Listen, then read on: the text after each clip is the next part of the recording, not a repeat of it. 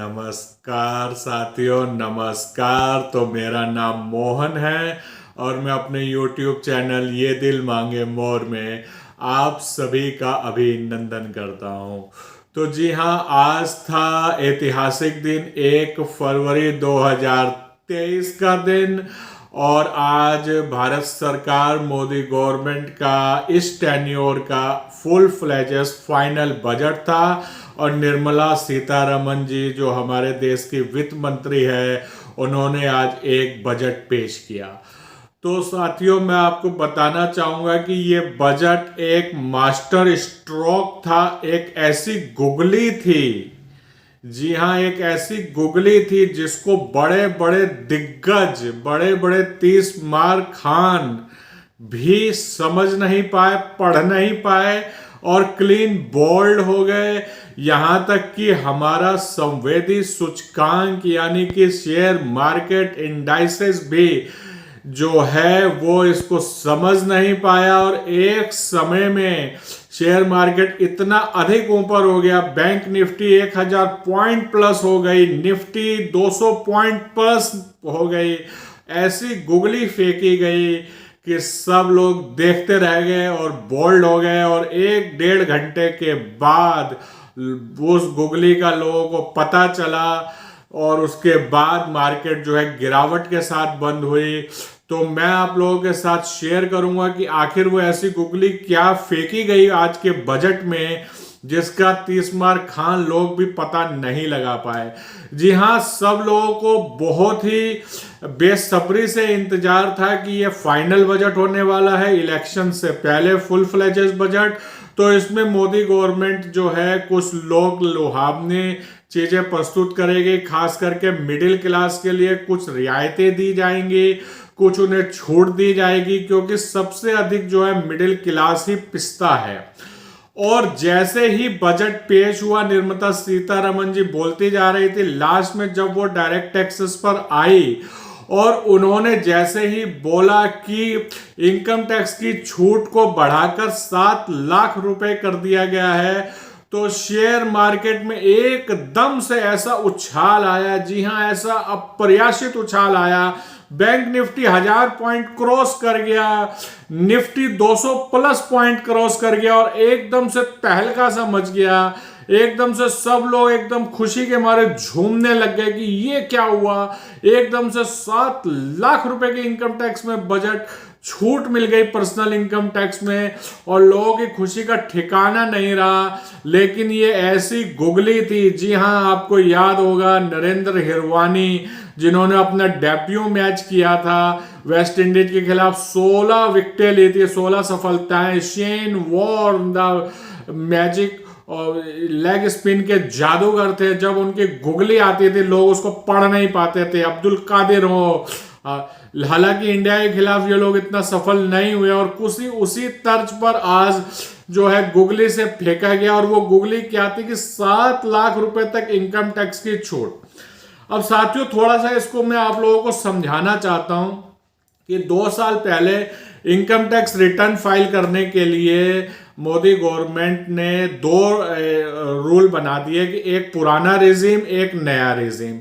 नए रेजिम को पॉपुलर करने के लिए लाया गया कि इसमें पॉपुलर हो, लेकिन जो अभी इस साल 7.5 करोड़ लोगों ने आईटीआर भरा, उसमें से सिर्फ 5 लाख लोगों ने नए रेजिम को ऑप्ट करा। इससे आप लोग अंदाजा लगा सकते हैं कि नए रेजिम ऑलरेडी फ्लॉप हो चुकी है। जी हाँ, और अब उसको और पॉपुलराइज करने के लिए मोदी गवर्नमेंट नेता निर्मला सीतारमन जी ने क्या किया कि उसको बोला कि जो भी नए रेजिम में टैक्स भरेगा उसको 7 लाख रुपए तक की इनकम टैक्स नहीं लगेगा। जी हाँ, ये सच है कि 7 लाख रुपए तक अगर आप नए रेजिम में टैक्स भरते हैं, आपको कोई इनकम टैक्स 1 रुपए का 1 चौवन्नी नहीं देनी है। परंतु यहीं पे वो गुगली थी, यहीं पे वो मास्टर स्ट्रोक था, जैसे बड़े बड़े दिग्गज भी जो है इस अनाउंसमेंट के 1 घंटे तक समझ नहीं पाए। और वो क्या था वो मैं आप लोगों को समझा रहा हूं। पहले अभी तक आपने जो असेसमेंट ईयर 2022-23 में अपनी आईटीआर भरी है, तो डिफॉल्ट पेज जो खुलता था वो ओल्ड रेजिम का खुलता था। और अगर आपको नए रेजिम में लेना है तो आपको सेक्शन 115 BC को यस करना पड़ता था और फिर आप नए रेजिम को ऑप्ट करके आप उसमें रिटर्न भरते थे। लेकिन अब से जो आप रिटर्न भरेंगे जब यह बजट पास होगा उसके बाद से, तो डिफॉल्ट पेज जो है वो नया रेजिम पर ही खुलेगा और ओल्ड रेजिम में जाने के लिए आपको उस ऑप्शन को ऑप्ट करना पड़ेगा, नंबर 1। नंबर 2, नए रेजिम में ऐसा क्या है जो ऐसे त्राही त्राही गुगली है। नए रेजिम में दोस्तों क्या है कि उसमें किसी भी तरह की डिडक्शंस नहीं दी गई है। अगर आप 80C की बात करें, 80D की बात करें, 80G की बात करें, पूरी 80 सीरीज को हटा दिया गया है, उसमें आपको कोई रिडक्शन नहीं मिलेगी। यानी कि अगर आपकी इनकम 7 लाख रुपए है तब तो आप ठीक है, बच रहे हैं। लेकिन अगर आपकी 1 रुपए भी इनकम ज्यादा है तो आपकी कैलकुलेशन 3 लाख रुपए से स्टार्ट हो जाएगी। यानी 0 से 3 लाख इनकम नील, 3 से 6 लाख पे 5% टैक्स, 6 से 9 लाख में 10% टैक्स, 9 से 12 लाख में 15% टैक्स, 12 से 15 लाख में 20% टैक्स और 15 के ऊपर में 30% टैक्स। अब इसको मैं थोड़ा अपने आपको आंकड़ों से समझाना चाहता हूं। पुरानी रेजिम में क्या था कि हम 80C और एनपीएस का और होम लोन का और मेडिक्लेम का बेनिफिट ले लेते थे। 80C में हम 1.5 लाख की छूट ले लेते थे, एनपीएस में हम 50,000 की छूट ले लेते थे, होम लोन में हम 2 लाख की छूट ले लेते थे, मेडिक्लेम अगर हम अपने पेरेंट्स को भी करते हैं तो 50,000, टोटल हम 4.5 लाख रुपए की छूट ले लेते थे। अब आप समझिएगा दोस्तों, अगर न्यू रेजिम में आप 7 लाख तक भर रहे हैं तो आपको कोई टैक्स नहीं देना है। लेकिन अगर आप ओल्ड रेजिम में भी 7 लाख रुपए तक की इनकम भर रहे हैं और आप ये 4.5 लाख रुपए की डिडक्शंस ले लेते हैं तो भी आपको कोई टैक्स नहीं भरना है। अब देखिए दोस्तों, बाजीगरी का कमाल, मोदी सरकार की बाजीगरी क्या है।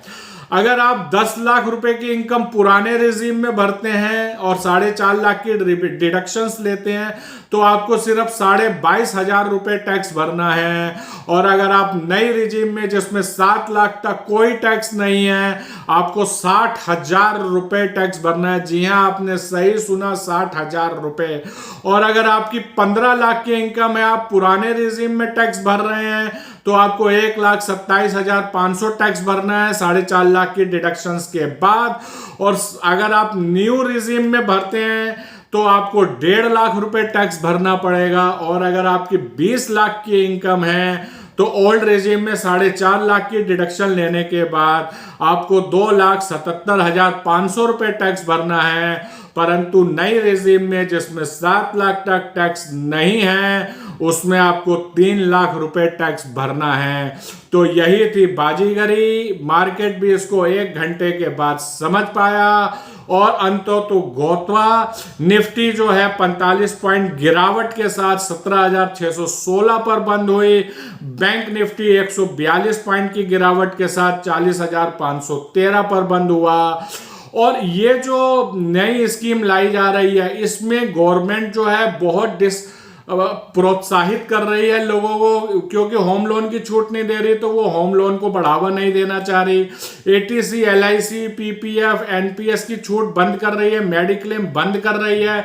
अब इससे होता क्या है कि छोटा निवेशक टैक्स बचाने के लिए ही सही 1.5 लाख रुपए, 2 लाख रुपए LIC में, NPS में, PPF में जमा कराता है। 10 साल 15 साल के बाद वो उसको मैच्योरिटी के साथ उसके बुढ़ापे का सहारा बनता है, बच्चों की शादी में, पढ़ाई में काम आता है। अब अगर हम नई स्कीम में जाएंगे उस पर टैक्स नहीं लगेगा तो हम वो चीजें कम कराएंगे और उससे होगा क्या कि जो हम पैसा जमा कर लेते थे वो हम बुढ़ापे के लिए, अपने आने वाले समय के लिए नहीं कर पाएंगे। और जैसे कोरोना की मार पड़ी थी, अब उसमें अच्छों को नानी याद आ गई और लोगों ने मेडिक्लेम नहीं कराया था, इंश्योरेंस नहीं कराया था, तो उससे हुआ क्या कि डेथ हो गई, परिवार बिलखते रह गए, मेडिक्लेम में 10-10 लाख रुपए लोगों के लग गए। अगर हम उसको प्रोत्साहित नहीं करेंगे, लोग फिर ऐसी नहीं करेंगे और विपत्ता के समय में गवर्नमेंट आपको एक मोहरी दे सकती है। परंतु अगर हम LIC या मेडिक्लेम जरूर हमें कराना है, नहीं तो हमें बहुत समस्याओं का सामना करना पड़ सकता है।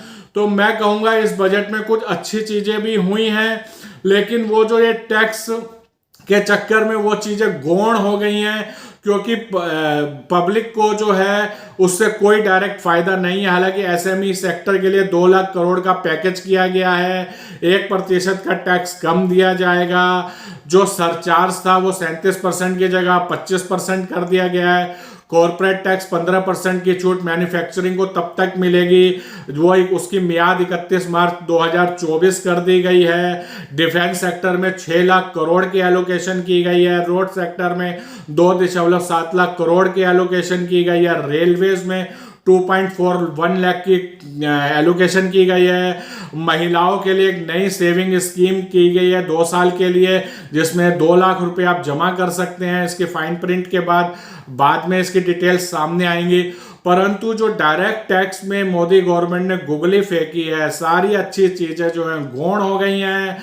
तो इसी के साथ मैं अपनी वाणी को विराम देता हूं। और आप लोगों को ये मेरा वीडियो कैसे लगा डायरेक्ट टैक्स के ऊपर, आज के बजट के ऊपर, कमेंट बॉक्स में कृपया करके बताइएगा आप लोग। और मैं आप लोगों से आग्रह करता हूं कि कृपया करके मेरे चैनल को लाइक करें, सब्सक्राइब करें और शेयर करें, और जो है मुझे अपना आशीर्वाद प्रदान करें, और बेल आइकन दबाना ना भूलें दोस्तों।